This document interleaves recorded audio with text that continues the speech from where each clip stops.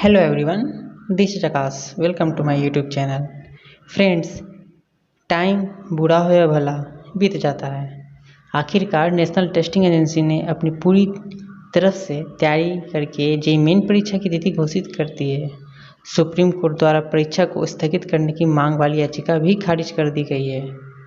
अब तो कोई चांस नहीं है कि परीक्षा की तिथि टल जाए। ऐसे कोविड-19 के चलते बार बार परीक्षा की तिथि भी टलती जा रही थी। अब लगभग 2 सप्ताह से भी कम का समय बचा है और यह बहुत ज़रूरी है कि कुछ ऐसा प्लान किया जाए, कुछ ऐसी रूटीन तैयार की जाए जिसमें कम समय में हम बहुत ज़्यादा से ज़्यादा नंबर पा सकें।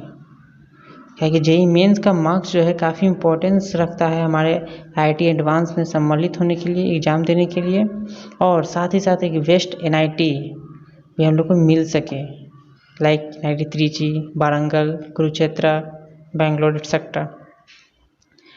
तो अब चलते हैं इस टॉपिक पे ये बात के कि आखिर क्या प्लानिंग हमारी होनी चाहिए, इसे आप ध्यान से समझिएगा।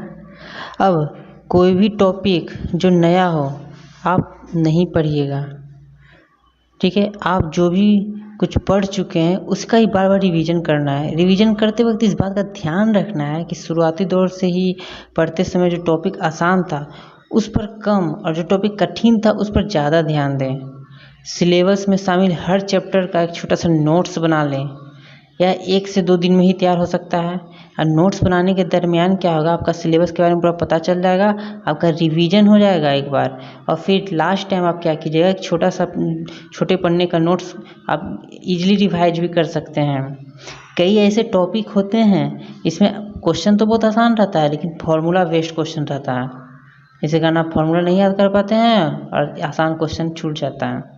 जैसे मैथमेटिक्स में आप जानते हैं coordinate geometry, vector 3D, probability, physics का modern physics, light, sound, inorganic chemistry का, ये अक्सर ऐसे चैप्टर्स हैं, ऐसे सिलेबस के पार्ट हैं जो फॉर्मूला बेस्ड है, जिसमें हम क्या करते हैं, क्वेश्चन तो ईजी आते हैं लेकिन फॉर्मूला भूल जाने के कारण गड़बड़ हो जाता है। तो इसे करने के लिए कि पहला उसे ज़्यादा से ज़्यादा उपयोग में लाया जाए जिस फॉर्मूला का आप यूज कर रहे हैं, और दूसरा उसे पढ़ कर याद किया जाए। अब समय कम होने की वजह से उसे बार बार दोहराते रहने का भी विकल्प बहुत इम्पोर्टेंट है।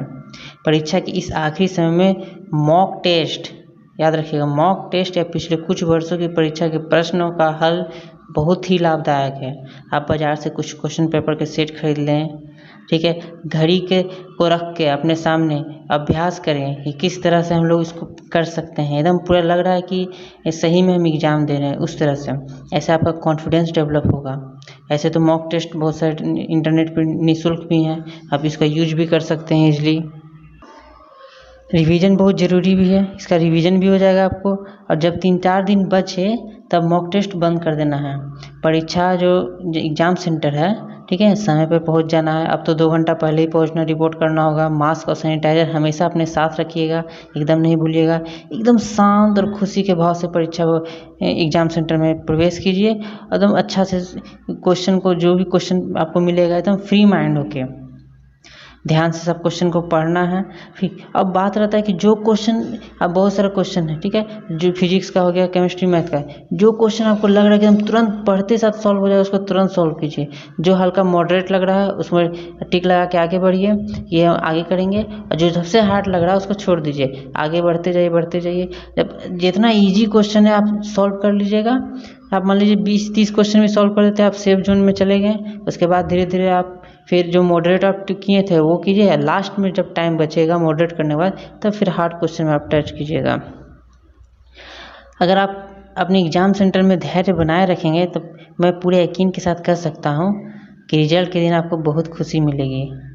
तो अब ये वीडियो कैसा लगा कमेंट में फीडबैक दीजिए, ठीक है, और जो भी कन्फ्यूजन होगा, इस पर डाउट होगा, आप कमेंट के द्वारा पूछ सकते हैं।